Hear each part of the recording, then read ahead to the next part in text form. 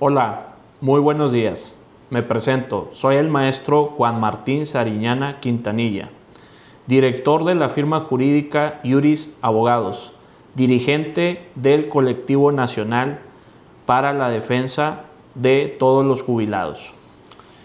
El día de hoy llevo a cabo la presentación de este video para efecto de que pueda retransmitirse esta información a cada uno de ustedes para que puedan tener de primer plano toda la nota informativa relacionada con esta contienda que está desarrollándose estos días, refiriéndome a la contienda de la reforma al artículo 127 de la Constitución, lo que va a traer como consecuencia la disminución de sus pensiones independientemente de la dependencia en la que estén suscritos. A partir de esta reforma, ya lo han dicho tanto los legisladores como la misma presidencia, que nadie va a poder ganar arriba del monto del 50% del salario presidencial, lo que hoy en día se estima un monto no mayor a 70,000 pesos. Esto trae consigo un paradigma muy grande en saber cuáles son los ejercicios de acción que tiene que hacer el gremio de jubilados a los cuales se les van a perjudicar y afectar estos derechos. Entonces, el presente motivo es para efecto, la presentación es para efecto de poder despejar todas las dudas relacionadas con estos temas.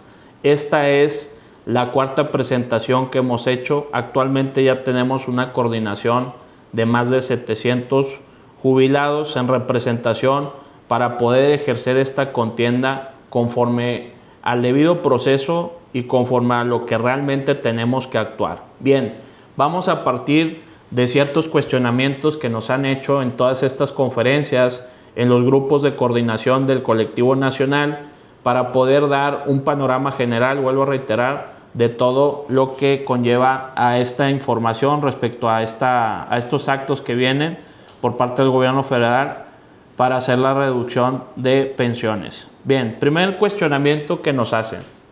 Abogado, realmente, ¿cuál es nuestra línea de acción para poder combatir esto que se avecina en cuanto a la reforma del 127 constitucional? Y aquí lo primero que les digo, hay que partir del siguiente cuestionamiento. ¿La reforma por sí misma es legítima o no es legítima? Porque de aquí va a emanar el tipo de ejercicio de acción que tenemos que desarrollar. Y para poder contestar esto, primero tenemos que saber, al final del día, lo que está haciendo la iniciativa presentada por la Presidencia de la República, que está siendo sancionada por el Congreso de la Unión a través de las dos cámaras, les tengo que decir como especialista que evidentemente es una reforma legítima. ¿Y qué quiere decir esto que es una reforma legítima? Que se están cumpliendo las formalidades del debido proceso para poder legislar la Constitución. Entonces, el cuestionamiento directo sería, ¿cuál es mi medio de defensa en contra de esta reforma? Si la reforma por sí solo es legítima y está cumpliendo, se están cumpliendo las formalidades del debido proceso para legislar la Constitución, no cabe ningún medio de combate en contra de la reforma. Lo que tenemos que distinguir es que un acto es la reforma por sí sola y el otro acto es el acto de molestia que se genera por la misma reforma, que aquí este es el medio de combate, esta es la contienda judicial, porque vuelvo a repetirlo, una cosa es que se reforme la Constitución, lo cual están legitimados tanto la presidencia de haber presentado esa iniciativa como el Congreso de sancionarla y publicarla en el Diario Oficial de la Federación para que surta efectos, a todos los gobernados. Pero otra cosa es el acto de restricción de derechos. Ese es el acto de molestia y ese es el punto toral que tenemos que combatir. Porque si bien es cierto, y lo acabo de explicar, La reforma es legítima, mas sin embargo, lo que es completamente ilícito, y eso sí hay que aclararlo, es que a través de esa reforma pretendan restringir derechos ya adquiridos. ¿Y qué es esto de restringir derechos ya adquiridos?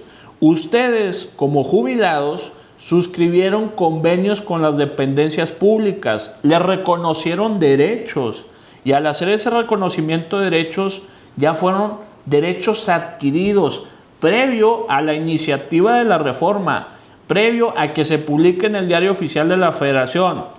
Son derechos que ya fueron adquiridos por cada uno de ustedes. Y esto implícitamente trae consigo el acto de molestia que se tiene que combatir, porque no estamos en un ejercicio de contradicción en contra de que los legisladores puedan llevar a cabo esta reforma. Es legítimo que lo hagan, por supuesto, pero lo que no es legítimo, y vuelvo a insistir, es que a través de esa reforma pretendan restringir, suspender o eliminar derechos adquiridos. Porque eso, mis estimados amigos, es una violación clara a los derechos humanos que tienen todos los jubilados. Y para ser preciso, ¿cuál es la violación que se está cometiendo aquí? Y es una violación muy grave al Estado de Derecho. Lo que establece el artículo 14 constitucional: no se aplicará ley retroactivamente en perjuicio de persona alguna. ¿Qué dice este numeral? ¿Cómo interpretamos o cómo lo tenemos que interpretar este numeral? Que independientemente el tipo de reforma que hagan, sean leyes generales, leyes federales, la Constitución, etcétera, independientemente del tipo de reforma que hagan, no lo pueden utilizar para restringir derechos. Esa es aplicación retroactiva en perjuicio de alguna persona. ¿Y qué creen? La Constitución lo prohíbe. Esto que estoy señalando es que todas las personas que están ahorita pendientes de adquirir esos derechos de jubilación, pues muy lamentablemente van a tener esta aplicación de la norma suprema sobre la reforma que se está desarrollando y que se va a publicar en el Diario Oficial de la Federación para poder restringir los niveles en los que se tienen que pensionar los jubilados. Pero eso es para todos los que no han adquirido esos derechos. Los que ya adquirieron derechos, no es permisible que le restrinjan, suspendan o eliminen los pagos que ya están recibiendo aplicando retroactivamente la norma suprema. Eso es violatorio a los derechos humanos. Ese es el medio de combate que se tiene que desarrollar. No existe una teoría, y lo tengo que señalar como especialista en materia de amparo, como especialista en derechos humanos y como especialista en derecho internacional, no existe un medio de combate en donde pretendan ejercer un juicio de amparo en contra de la reforma misma. No se dejen engañar. Simplemente, y se los digo con fundamentos legales, ¿qué es lo que establece el artículo 107, fracción segunda de nuestra Constitución? Y le quiero señalar y dar lectura. Artículo 107, fracción segunda. No procederá el juicio de amparo contra adiciones o reformas a esta Constitución. Para todos los abogados que pretenden desarrollar un juicio de amparo colectivo en contra de la reforma, tienen un impedimento material. No dejen, ahora sí que a todo el gremio de jubilados, no se dejen engañar ni estafar por personas que les indiquen que pueden operar un amparo en contra de la misma Constitución, porque el artículo 107, fracción segunda, es muy claro: no procede el juicio de amparo en contra de la reforma constitucional. ¿Qué sí procede? El juicio de amparo contra el acto violatorio de derechos humanos, donde aplican una ley retroactiva, aunque sea la Constitución, para violación de derechos humanos, para restringir derechos adquiridos. Eso, mis estimados amigos, ese es el acto de molestia que se tiene que combatir con el proceso idóneo y único proceso para desarrollar, que es el juicio de amparo indirecto por violación al principio de retroactividad en perjuicio de personas algunas que ya tenían derechos adquiridos. No nos vayamos a confundir ni cometamos el grandísimo error de pretender hacer un amparo colectivo, de pretender hacer una demanda de amparo grupal, en donde quieran desarrollar un proceso que no tiene sustento legal. Hay muchas personas que se están aprovechando de las necesidades, de la desesperación, y discúlpenme de la expresión, hasta de la ignorancia de las personas, para poder cobrarles procesos que ni siquiera tienen sustento legítimo ahorita. Y vuelvo a lo mismo, yo te lo estoy señalando con fundamentos, no te lo estoy inventando. No opera un juicio de amparo en contra de la reforma constitucional. Opera el juicio de amparo cuando te restringen derechos. Y aquí entra un paradigma muy importante que me han hecho señalar. Es que, abogado, si nosotros no presentamos un amparo en contra de la reforma, estamos dando por hecho que estamos aceptando la reforma. No es cierto, por supuesto que no. No opera el amparo en contra de la reforma por los fundamentos que te estoy señalando. ¿Qué si das por hecho? Que cuando te apliquen la restricción de suspender, disminuirte tu pensión, aplicándote la reforma retroactivamente en perjuicio tuyo por tus derechos ya adquiridos, y no presentas el juicio de amparo a los 15 días que recibes tu pensión con deducción, ahí sí das por consentimiento tácito que estás de acuerdo en que te hayan hecho la deducción de tu pensión. Se los digo a todo el gremio, al colectivo nacional para la defensa de los jubilados. Tienes 15 días para presentar el amparo indirecto hasta que te aplican la deducción de tu pensión. No antes. No se dejen estafar, insisto, por personas que están utilizando su desesperación para brindarles medios de protección que no tienen ningún sentido jurídico. El único sentido jurídico, insisto, es hasta el momento en que te aplican la deducción de tu pensión.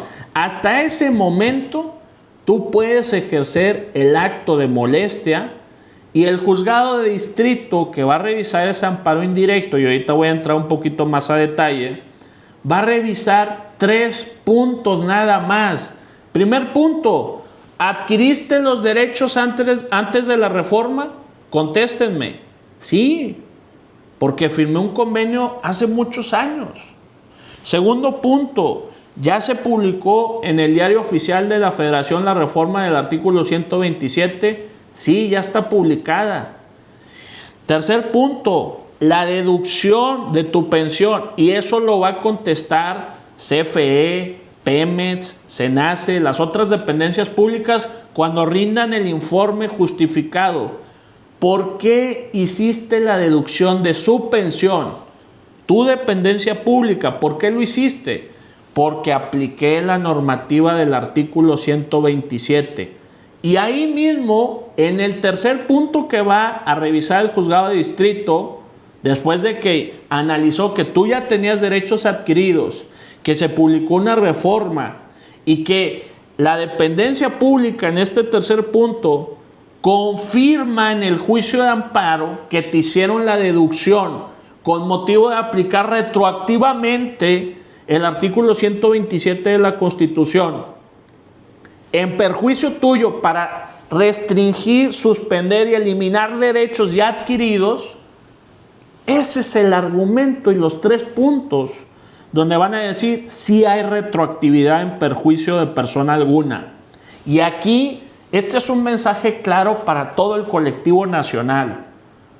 Recuerden una cosa, hay un poder totalitario que se está combatiendo.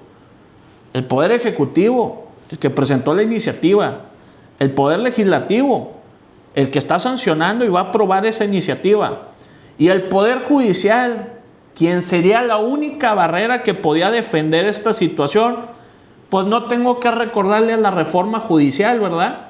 Eso es algo que ya está muy claro y preciso, que todos los jueces fueron electos por cargos de elección popular, y pues al final del día no creo que también vayamos a tener una recepción correcta para la defensa de los derechos humanos, porque les voy a decir algo: el juicio de amparo indirecto que se está tramitando en perjuicio de la retroactividad que se va a materializar, no se está descubriendo una fórmula científica para ganarnos un premio Nobel. Revisen lo que dice el artículo 14 constitucional. No existe retroactividad en perjuicio de persona alguna, y quiero ver, porque se van a involucrar a todos los poderes judiciales de la federación, y hablando de todos me refiero a los de las entidades federativas, porque se van a presentar juicios de amparo indirecto desde Yucatán hasta Baja California Norte. En toda la República se va a involucrar el Poder Judicial de la Federación, y vamos a mandar a presentar miles de amparos indirectos señalándole a los juzgados de distrito que realmente no existe una forma en la que se pretendan justificar que la retroactividad es plena y válida. No hay forma, ni por causas de interés social, porque ellos van a decir: es que la reforma se hizo para tomar presupuesto y aplicarlo a programas sociales. No, señor, eso es completamente violatorio. ¿Por qué es violatorio? Porque están tocando el Estado de Derecho, y al tocar el Estado de Derecho, por encima de eso no está ni la presidenta, ni los diputados, ni los senadores, ni los ministros de la Suprema Corte. Tocar la columna vertebral de la retroactividad es un tema muy grave, y es un tema tan grave que ahorita es el sistema de pensiones. El día de mañana, ¿qué va a hacer? Porque al final del día ellos pueden legislar, pueden presentar iniciativas, y esas iniciativas también las vamos a permitir que sean para suspender o restringir derechos. No, señor, por encima del Estado de Derecho no hay ninguna persona, ni la presidenta, ni los senadores, ni los diputados, ni los ministros de la Suprema Corte. Entonces hay que hacerles ver mediante esa unión, y aquí es una unión, un colectivo nacional de todos los jubilados, para mandar el mensaje claro que al momento que hagan la deducción de las pensiones, van a llegar miles de demandas de amparo a todos los juzgados de distrito de todas las entidades federativas, coordinadas por un colectivo nacional, donde van a ir a defender los derechos humanos de todos los jubilados. Y esto es una aplicación, pues ahora sí que más clara ni el agua. Hay retroactividad para restricción de derechos.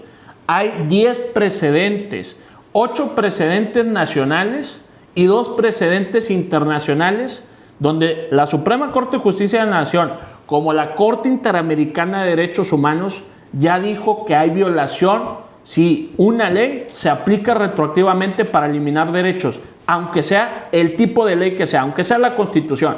Están aplicando la Constitución para restringir derechos, y eso violenta la retroactividad en perjuicio de todos los jubilados.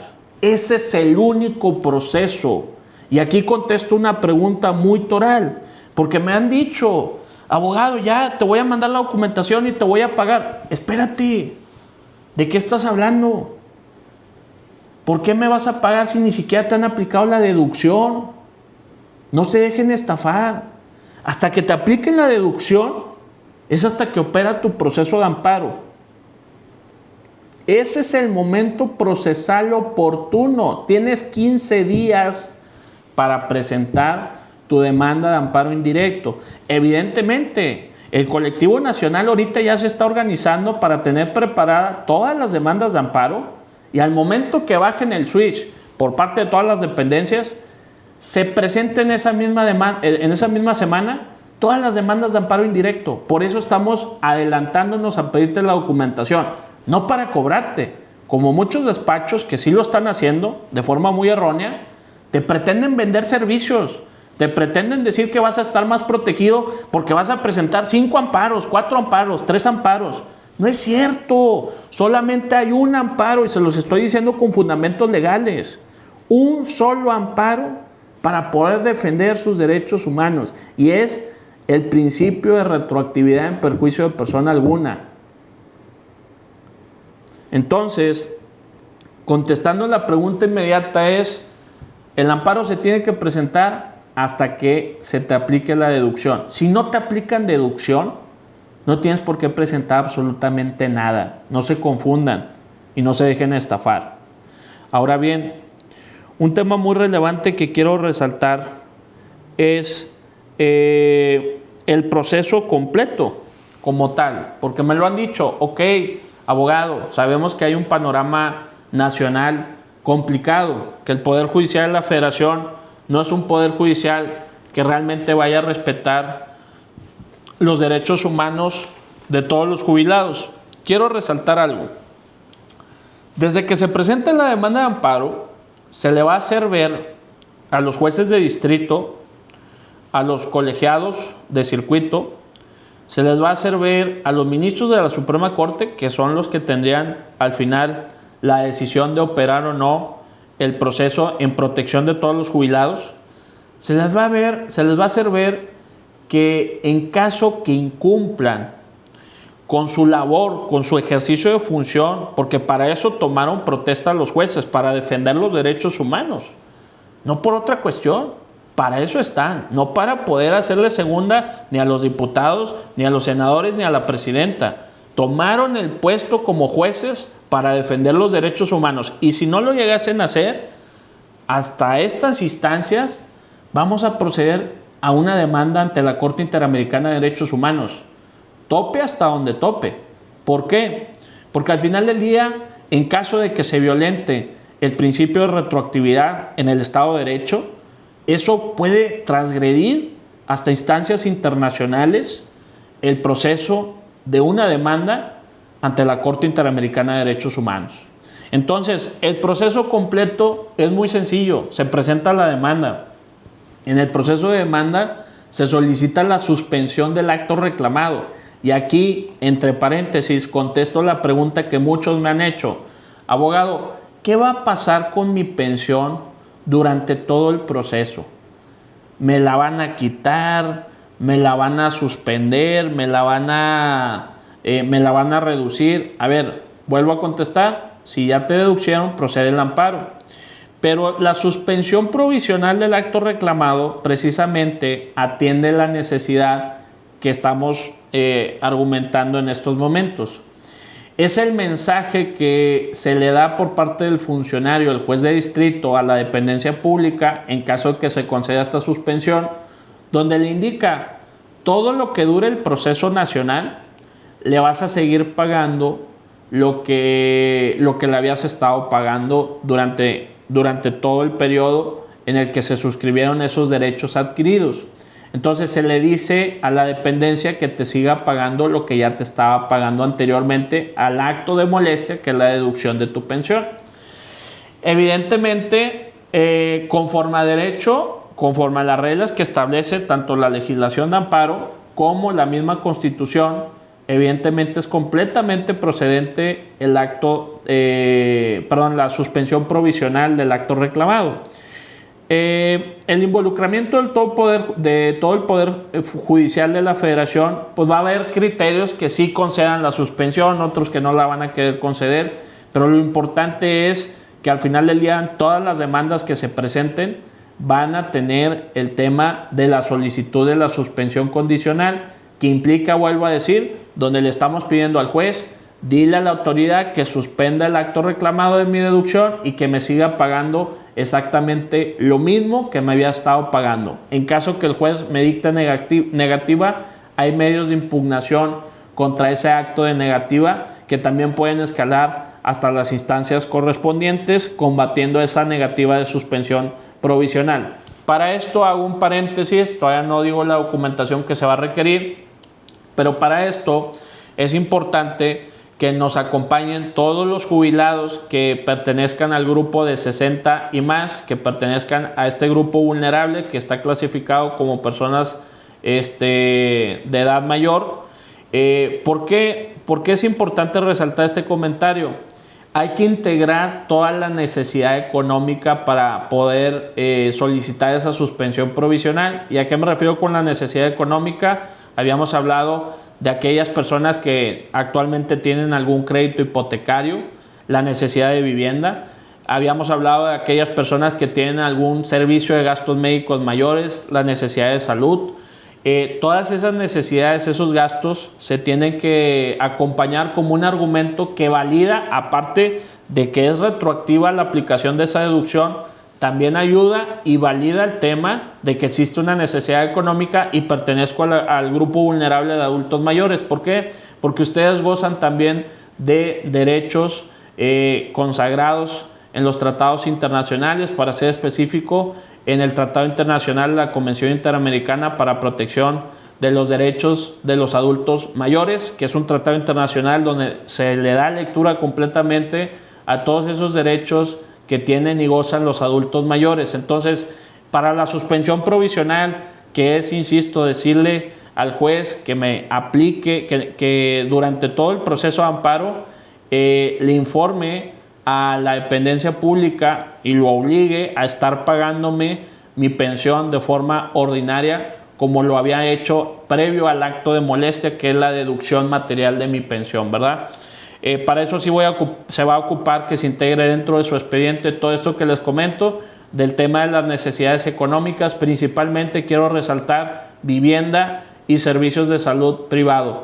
Fuera de ahí, la verdad, los otros son conceptos muy ambiguos. Lo que se puede acompañar de eso, hay gente que está pagando ahorita por su edad hasta 300,000 pesos al año por sus pólizas de gastos médicos mayores. Eso se justifica por la necesidad económica. Pero bueno, después de eso está el cuadernillo principal del juicio de amparo, en donde el juez va a determinar bajo realmente la argumentación que tienes de dictaminar retroactividad. Pero en caso de que quieran ventilar el tema del interés social, que vuelvo a señalar, en el artículo 14 constitucional no se refleja absolutamente nada de que se pueda aplicar una ley retroactivamente en beneficio de un interés social. Eso es mentira, no se refleja absolutamente nada y los jueces no podrían aplicarlo. Entonces tendrían que cumplir su funcionamiento como autoridad judicial, respetando los derechos humanos, respetando el Estado de Derecho, del cual, vuelvo a reiterar, no está por encima absolutamente ninguna persona. Los jueces tienen que tutelar el Estado de Derecho y tendrían que aplicar, evidentemente, que el amparo es procedente, tanto la suspensión como el amparo. No tendríamos la necesidad ni siquiera de llegar a las instancias de algún recurso de revisión, tanto con los colegiados como la Suprema Corte de Justicia de la Nación. Pero bueno, si hay necesidad, vamos a llegar, porque al final del día, insisto, si de todas las instancias nacionales la autoridad pretende violentar esos derechos humanos, vamos a llegar hasta la Corte Interamericana de Derechos Humanos, donde se mande ese mensaje al Poder Supremo que está actualmente, que más de 30,000 mexicanos y mexicanas no cedieron ante este acto tirano por parte de nuestro gobierno totalitario de quitarnos los derechos ya adquiridos, porque insisto, no es el tema de las pensiones, el tema más grave en esta situación y en el que todos debemos de estar interesados, incluyendo los que no tengamos pensiones, es la forma en cómo lo están haciendo. ¿Por qué? Porque el día de mañana van a poder legislar leyes, aplicarlas retroactivamente y quitarnos derechos que ya adquirimos, la propiedad, los servicios del sistema financiero. No podemos permitir que esto continúe de esta forma, porque al final del día, vuelvo a lo mismo, lo que están haciendo y la forma en cómo lo están haciendo violenta el principio de retroactividad en perjuicio de persona alguna y por ello violenta el Estado de Derecho. Pero bueno, después de que se suspenda, si se concede el amparo, enhorabuena, se finaliza el proceso ahí, y si no, se siguen los medios de impugnación. Si llegamos hasta la a la Suprema Corte de Justicia de la Nación y niegan en el proceso de revisión esa situación, procede presentar una demanda ante la Comisión Interamericana de Derechos Humanos, que es el órgano revisor y de recepción de todas las demandas. Evidentemente, como es un proceso colectivo, le va a dar mucho razonamiento. ¿Por qué? Porque al final del día son más de 30,000 jubilados y jubiladas que van a iniciar ese proceso ante el colectivo nacional para presentar esta demanda ante la Comisión Interamericana de Derechos Humanos. La comisión revisa y posteriormente lleva procesos diplomáticos con la República Mexicana. La República define si va a ser procedente o no llegar a un acuerdo con todos los jubilados y jubiladas, y en caso de que no se llegue a un acuerdo, la comisión iniciaría un proceso ante la Corte Interamericana, donde vuelvo a resaltar un tema muy relevante, que ya hay 2 precedentes internacionales, uno contra la República de Panamá y otro contra la República de Perú, donde la Corte Interamericana de Derechos Humanos ya definió completamente que la retroactividad en perjuicio de persona alguna para restricción, para suspensión, para eliminación de derechos, esto es algo que violenta los derechos humanos, y evidentemente la Corte Interamericana en estas instancias fallaría a favor de todos los jubilados y jubiladas, y más por estos precedentes y tanto los tratados internacionales que protegen la no retroactividad en perjuicio de persona alguna, están los sustentos legales, normativos internacionales y los precedentes internacionales para que se falle a favor. Inclusive no habría necesidad de llegar hasta la Corte Interamericana si los jueces hicieran su trabajo desde un inicio. ¿Por qué? Porque el amparo tiene el sustento legítimo para que opere la protección de la justicia de la Unión y no se llegue hasta estas instancias. Pero si hay necesidad de llegar hasta estas instancias, lo vamos a hacer, y te abarca dentro de todo el servicio que les estoy comentando. Ahora bien, ya explico un poco el tema de los procesos. Uno de los cuestionamientos que me hacen muy cotidianamente cuando estoy haciendo estas conferencias es: abogado, ¿y de cuánto tiempo estamos hablando para poder llegar hasta estas fases nacionales, estas fases internacionales? Miren, no vamos a vender espejos a nadie. Los procesos realmente son muy largos, pero al final del día es lo único que nos queda para gestionar el combate a la defensa de nuestros derechos humanos.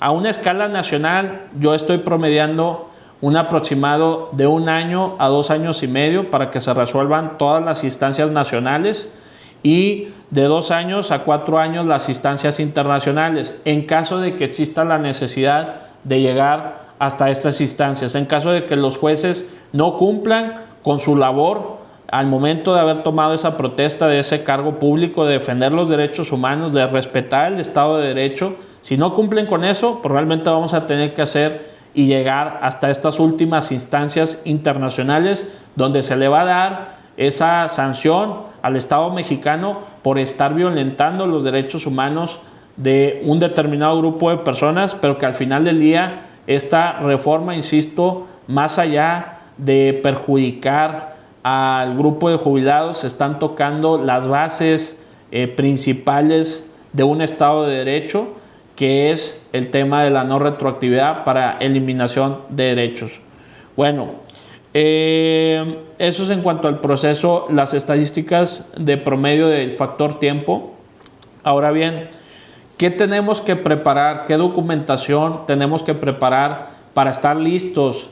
Y de verdad, esto es un tema muy particular, donde, insisto, tienen que preparar su expediente. Son muchos los jubilados a los que vamos a estar representando, y es importante que lo tengan en su disponibilidad para efecto de poder ayudarlos a presentar estas demandas de amparo. ¿Qué estamos pidiéndoles a todos? Primer punto, se está solicitando su identificación oficial, que consta únicamente en INE o pasaporte. Son las únicas identificaciones oficiales que nos pueden estar compartiendo, por favor.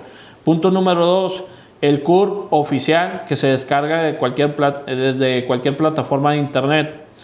Punto número 3, todas las constancias de jubilación que puedan tener, su expediente interno de jubilación con el que puedan contar.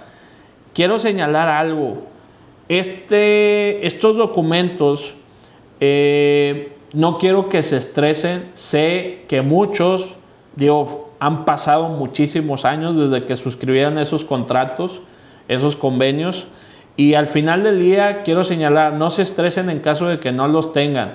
Si los tienen, excelente, pero si no los tienen, en el juicio de amparo indirecto quiero resaltar que se les va a estar solicitando a las autoridades, a las dependencias públicas que apliquen la deducción la deducción de sus pensiones, se les va a estar requiriendo que acompañen absolutamente todo el expediente de jubilación con el que gozan, porque al final del día ellos son los que administran y custodian toda esa información.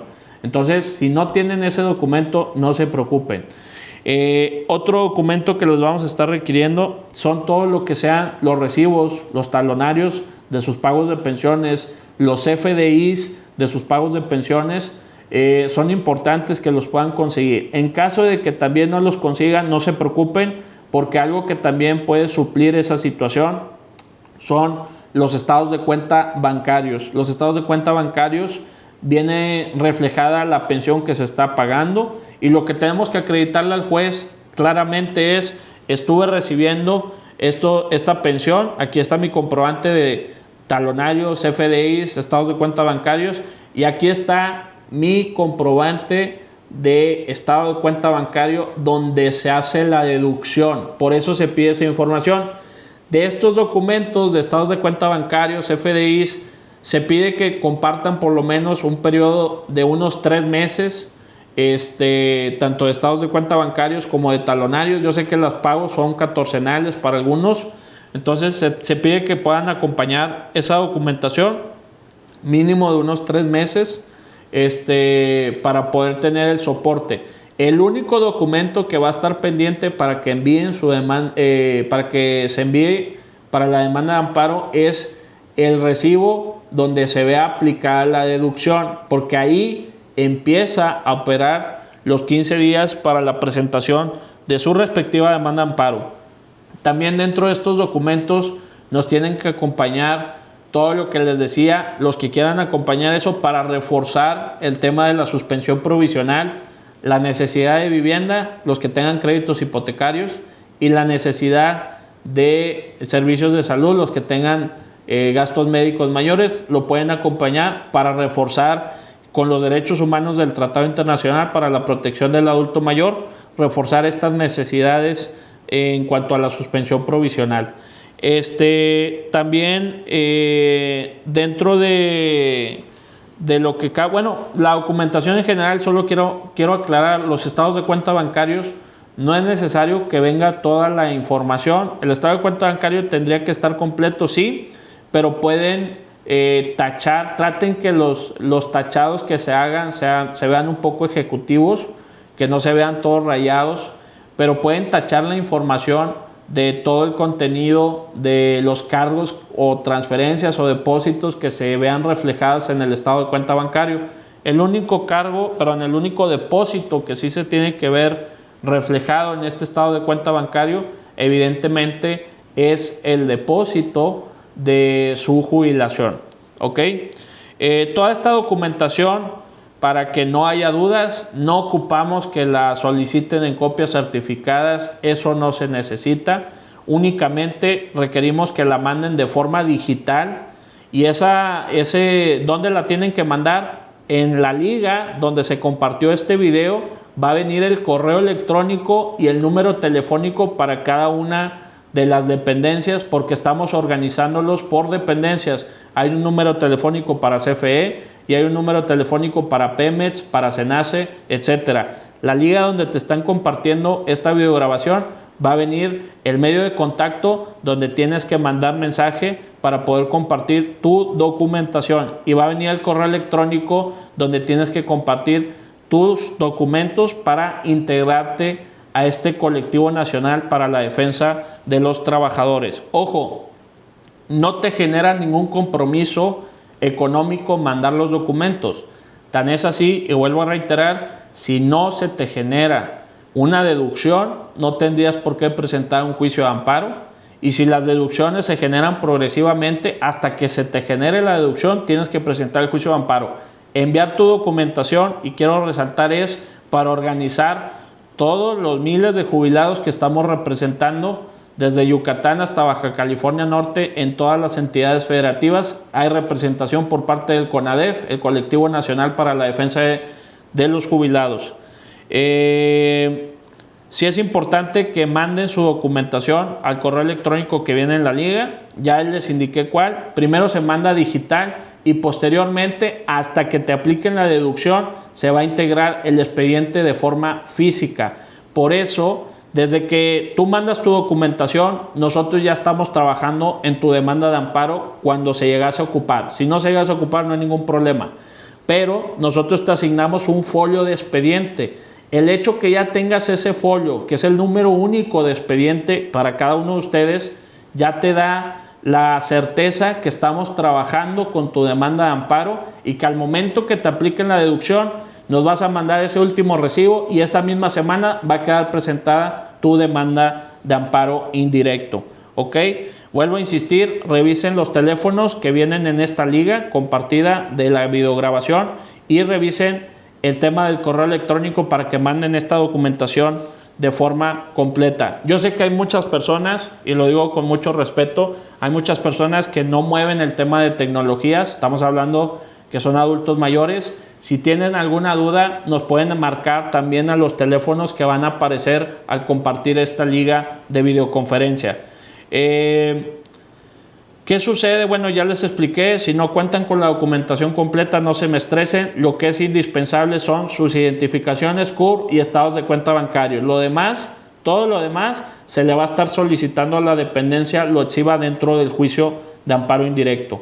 Me han preguntado, oye abogado, y si tú, ¿dónde estás? O sea, ¿dónde está la sede del colectivo nacional? La sede está en el municipio de San Pedro Garza García, Nuevo León, y somos los que estamos organizando a nivel nacional toda la coordinación de jubilados. Aquí no me importa, y lo tengo que resaltar, como director nacional del CONADEF y como el director nacional de la firma jurídica Iuris Abogados, no importa si me estás hablando de Yucatán, no importa si me estás hablando de Oaxaca, si me estás hablando de Nuevo León, de Tamaulipas, de Baja California, eso no importa. Lo que importa es que estemos en un colectivo que sea representado para todos, y ese colectivo es este. Nosotros vamos a llevar la integración de tu expediente, la presentación de tus demandas y el seguimiento. Independientemente de donde nos estés hablando, tenemos la coordinación nacional para llevar a cabo tu proceso en representación de todos tus derechos humanos que se están violentando por esta situación. Ahora, una de las preguntas que me hacen ver mucho es ¿y cómo va a estar bien? Ya nos queda claro que sí se va a llevar la organización, que aquí no importa el estado en donde nos estés hablando. El seguimiento, ahorita lo voy a decir cuáles son las etapas de seguimiento, pero una de las etapas que me preguntan mucho es ¿y cómo está el tema de los honorarios para este desarrollo del colectivo nacional y la presentación de los juicios de amparo? Les explico rápido el tema de los honorarios. Por toda la cobertura de servicios que te está incluyendo la presentación de demanda de amparo con suspensión provisional, todos los medios de impugnación del juicio de amparo, recursos de queja, recursos de revisión, todo el proceso completamente te abarca hasta la Comisión Interamericana de Derechos Humanos, el proceso internacional, y ante la Corte Interamericana de Derechos Humanos, el proceso internacional también, las recomendaciones y ejecución de esa sentencia. Entonces, todo esto, el servicio completo, independientemente del tiempo que dure el servicio, te va a generar un costo único de 22,000 pesos más IVA. Ese es el único costo. ¿Cómo se tiene que pagar y cuándo se tiene que pagar? Insisto, nosotros no estamos estafando a la gente ni jugando con su desesperación. Nosotros únicamente te decimos que vas a tener que pagar eso por las siguientes etapas. 4,000 pesos, esos 22,000 pesos se van a dividir de la siguiente forma: 4,000 pesos a la firma del contrato de prestación de servicios. ¿Cuándo se firma el contrato de prestación de servicios? Hasta que te apliquen la deducción. Hasta que te apliquen la deducción se te manda los talonarios finales, los formularios finales, para efecto de llevar a cabo la presentación. Se comparten, se recolectan y luego posteriormente hacemos la presentación. Entonces, no tengas la prisa de decir, ya tengo que pagar. No es cierto, no tienes que pagar ya. Pagas hasta que ocupas el servicio, y el servicio lo ocupas hasta que te apliquen la deducción. Tema bien relevante. Entonces, la cuota es de 4,000 pesos a la firma de contrato de prestación de servicios y los 18,000 pesos restantes los vas a tener que pagar en 9 parcialidades de 2,000 pesos masiva mensualmente. Ojo, hay muchas personas que me dicen, abogado, luego se me van a olvidar, yo prefiero pagártelo todo de una sola compensación o te voy a adelantar pagos.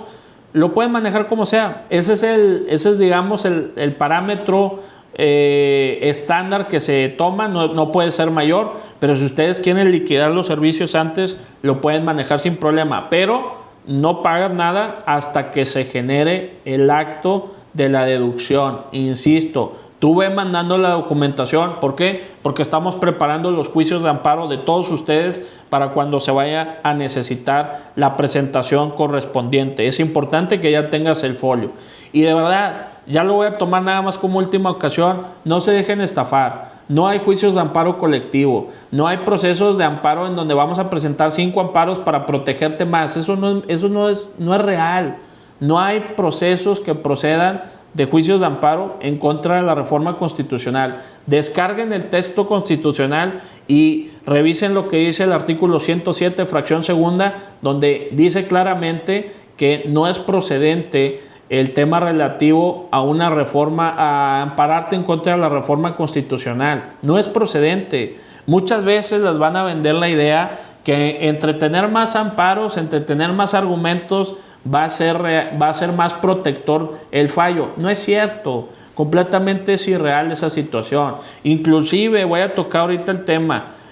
Bueno, ya expliqué todo el tema económico, pero en relación con estos amparos colectivos, no tienen un sustento legal y esa es la disposición que tienen que analizar. Por favor, no se dejen estafar. Y el segundo punto, también para evitar las estafas lamentablemente de los colegas de profesión que están aprovechándose de la necesidad de muchos trabajadores, es el tema relativo a, oye, ¿y por qué no vemos temas de ejecución del convenio laboral? A ver, lo voy a explicar de una forma muy didáctica. ¿Existe un incumplimiento al convenio laboral? Pues sí existe un incumplimiento, porque al final del día en el convenio laboral se señalaba que te iban a pagar tanta cantidad por tu concepto de jubilación y se está cambiando. Entonces hay forma de operar la ejecución. Sí, pero recuerden al final del día que la institución o la dependencia pública goza de un principio de supremacía constitucional. ¿Y a qué me refiero con esto? Tú podrás ir a querer aplicar la ejecución conforme a la Ley Federal de Trabajo, el tema de que te incumplieron un convenio. Es correcto, estás en lo correcto, mas sin embargo, también están legitimados. Están legitimados para haber hecho esa deducción, porque al final del día ellos van a contestar en defensa de ese proceso de ejecución. Van a decir, espérame, yo al final del día acaté lo que dice la normativa suprema, Ley Federal de Trabajo, Constitución. No puedes contradecir en cierta medida, porque al final del día el incumplimiento de ese convenio está justificado conforme a la norma constitucional. Lo que no está justificado es la retroactividad que se está aplicando. Pero el juez laboral no va a hablar sobre los principios de los derechos humanos de la retroactividad. El juez laboral se va a enfocar a que está justificado o no la violación de ese convenio. El que tiene que validar pura y llanamente la violación de derechos humanos por retroactividad es el juzgado de distrito, es el juicio de amparo indirecto, no es un juicio laboral.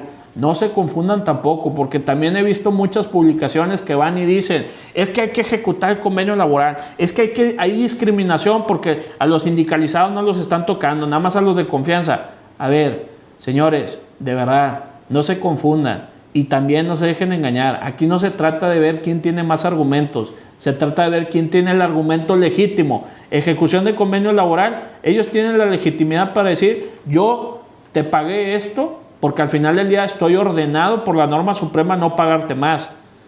En el proceso del amparo colectivo, yo no te voy a amparar porque no se puede amparar en contra de la reforma. Pero en el de la retroactividad, quiero que me digan cuál es la justificación que puede darle el juzgado de distrito a favor de este acto tirano. Ninguna, porque vuelvo a lo mismo, 3 puntos. ¿Tenías derechos adquiridos? Sí. ¿Te suspendieron esos derechos adquiridos a razón de la reforma? Sí. ¿Cuándo se publicó esa reforma? Después. ¿Se aplicó retroactivamente la ley? Sí. ¿Para suspensión de derechos? Sí. No hay de dónde hacerse. Punto. No es uno de los caminos. Es el único camino que tienen para poder combatir esta contienda judicial de la forma más correcta y prudente posible. Ahora bien, ya les expliqué el tema de los honorarios, ya les expliqué el tema de estos puntos relevantes de que si se puede o no con el proceso laboral. Ahora vamos a tocar a fondo, muy importante, el aspecto que me han cuestionado también de qué responsabilidad tiene el gobierno federal de haber publicado los datos del servicio de pensiones, de la nómina de pensiones de todos los jubilados. A ver, quiero señalar, y esto es algo también que está basado en lo que dice nuestra norma constitucional. En el artículo 6, apartado A, fracción segunda, y me permito darle lectura. Toda la información en posesión de cualquier autoridad, entidad, órgano y organismo de los poderes ejecutivo, legislativo y judicial, órganos autónomos, partidos políticos, fideicomisos y fondos públicos, así como cualquier persona física, moral o sindicato que reciba y ejerza recursos públicos o realice actos de autoridad en el ámbito federal, estatal y municipal, paréntesis en alto, es pública. ¿Qué significa eso? Que se está cumpliendo con un principio de transparencia, se está cumpliendo con un principio de publicidad. Sin embargo, lo que se les olvida a estos funcionarios del gobierno federal es que sabemos cuáles son las condiciones de seguridad por las cuales está pasando México. Es un hecho notorio, y un hecho notorio es algo que es una verdad que toda la sociedad conoce. Conocemos que los índices de criminalidad son altos dentro de todas las entidades federativas, y altos en el sentido que todas las personas a las cuales se expusieron al momento de haber hecho ese ejercicio de transparencia, ese ejercicio de publicidad de la información pública, vulneraron la integridad personal de muchas personas, vulneraron la integridad en cuanto a que quedaron todos expuestos para cualquier acto ilícito que se pudieran generar en su perjuicio. ¿Por qué? Porque esa información, ¿a dónde está llegando? ¿A qué manos está llegando? Todo eso es parte de las gestiones de combate también que se van a hacer dentro de los procesos de amparo, y que si bien es cierto, la transparencia es un ejercicio que se tiene que respetar, porque al final del día son recursos públicos. La publicidad, no se diga, son principios que conforman también al Estado de Derecho, pero no podemos transgredir la vulneración de integridad personal de miles de personas por haber querido generar una batalla campal, porque así lo hicieron, en cuanto a este tema de la reforma. No podemos permitir esa situación tampoco, y son actos violatorios que vamos a estar señalando también, y que no obstante recordemos las consecuencias que podrían traer de responsabilidad ante cualquier ciudadano que se haya visto vulnerado y que haya sido víctima por un delito de extorsión, por un delito de secuestro, por la divulgación de estos datos públicos en cumplimiento a un principio de transparencia, pero que se contradice en el sentido de la connotación que se le da a la integridad personal de cada uno de los funcionarios. Entonces, en pocas palabras, sí se cumple un principio de transparencia, pero vuelvo a reiterar, no se hizo de la forma adecuada, sin vulnerar la integridad personal de miles de jubilados. Entonces, eso también es parte de los combates que se van a hacer valer para efecto de poder dar a conocer esta falta administrativa gravísima por parte del gobierno federal a las instancias internacionales en caso de que sea necesario. Bien, ¿cuál es el protocolo que se tiene que seguir? Y es bien importante que lo tomen en cuenta ya para finalizar con esta exposición.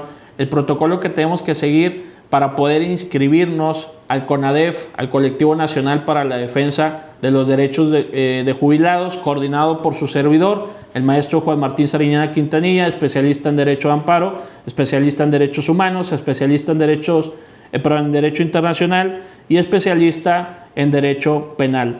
A ver, el proceso que tenemos que seguir todos para poder integrarnos al CONADEF de primera mano se lleva una fase de inscripción. ¿Qué es esto de la fase de inscripción? Tenemos que llevar a cabo el envío de un mensaje a través de nuestro aplicativo WhatsApp al número telefónico que te aparece en la pantalla al momento de compartir esta liga con esta videograbación. Revisen bien de qué dependencia. Hay un número telefónico para CFE, hay un número telefónico para Pemex y SENACE, que ahorita son los institutos que nos han buscado. Voy a repetirlos nada más para que quede ahorita en videograbación, pero revisa bien lo que viene ahí en la pantalla de la liga que se está compartiendo.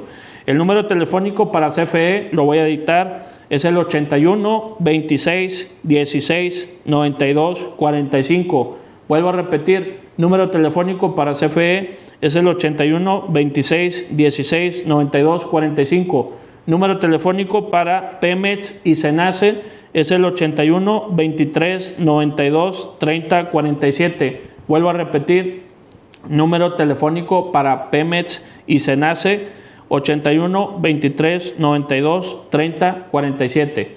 Estos como quiera están ahí en pantalla. Primero tienen que mandar un mensaje a través del aplicativo WhatsApp para integrarte al grupo general del CONADEF, donde estamos mandando estas videograbaciones, donde estamos mandando todo el tema relativo a los comunicados oficiales, donde estamos coordinando a todos ustedes para poder obtener ese resultado. Ahí mismo se les va a explicar los pasos a seguir para mandar su documentación, la documentación que ya les indiqué, pero primero te tienes que inscribir al grupo, no se te olvide, inscribirte al grupo de WhatsApp a través de estos teléfonos. Tienes que mandar un mensaje en privado, mandando tu nombre completo y diciendo de qué dependencia estás comunicándote con nosotros, si es CFE, si es Pemex, si es SENACE. Cualquiera de esas dependencias pueden compartirnos esta información para efecto de que se puedan incorporar al grupo de WhatsApp y posteriormente el envío de los documentos digitales, que es a través de correo electrónico, para ir preparando tu demanda de amparo y estar listos para la presentación de ese proceso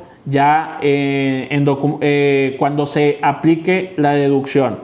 Bien, después de eso ya, una vez que tengamos tus documentos, te vamos a asignar un folio único de expediente. Ese folio te da la confirmación por parte de la firma que ya se está elaborando tu demanda de amparo para que esté lista al momento que se ejerza la deducción. No antes, no se genera ningún cobro antes. Hasta que se aplique la deducción, tú nos vas a firmar el contrato de prestación de servicios y va a empezar la modalidad de pago que se indicó durante la exposición.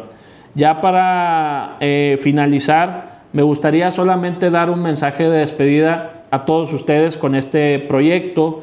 A ver, el CONADEF va a defender 3 principios básicos. El primero de ellos, ustedes como jubilados entregaron su vida completa a estas dependencias públicas. Hay gente que duró muchísimos años trabajando, horas y horas, puestos y puestos desempeñándose en diferentes ahora sí que labores para constituir el sistema energético que hoy integran los Estados Unidos mexicanos. Y el hecho que les estén restringiendo esos derechos para efecto de aplicar retroactivamente una ley para poder recaudar recursos públicos para programas sociales, no señores, eso no se puede permitir. ¿Por qué? Porque está violentando el Estado de Derecho y están violentando trabajos y derechos adquiridos por parte de ustedes. Entonces es importante que no nos vayamos a ceder ante estos actos de tiranía. Es bien importante que sepan que ese es uno de los principios fundamentales. Pero el segundo principio fundamental, que ahora sí a todos los ciudadanos, no solo a los jubilados, a todos los ciudadanos mexicanos nos tiene que importar, es la forma en cómo están eliminando estos derechos para todos los jubilados, porque la forma en cómo lo están haciendo va a ser la misma forma que el día de mañana pueden operar para restringir tus derechos de propiedad, para restringir tus derechos económicos, para restringir cualquier tipo de derecho que ellos quieran gozar para poder captar recursos, y eso no debe de permitirse. ¿Por qué? Porque estamos en una violación a un Estado de Derecho, y por encima del Estado de Derecho que hemos constituido arduamente día con día, todo el sistema jurídico, todo el sistema ciudadano, todo el sistema público, para que venga el partido predominante y elimine esos derechos, no lo podemos permitir. Porque ya como mensaje de despedida, y tengo que decirlo, una frase que decía el gran maestro Martin Luther King, y con esto me despido: la injusticia en cualquier lugar es una amenaza para la justicia en todas partes. No podemos permitir ni que la presidenta, ni que los diputados, ni que los senadores, ni que los ministros de la Suprema Corte violenten estos derechos humanos, porque lo vuelvo a repetir, lo he dicho muchas veces en la videoconferencia, por encima del Estado de Derecho no existe ninguna persona. Por encima del Estado de Derecho se tiene que respetar absolutamente todo, los derechos humanos, los derechos políticos, los derechos civiles de toda la comunidad mexicana.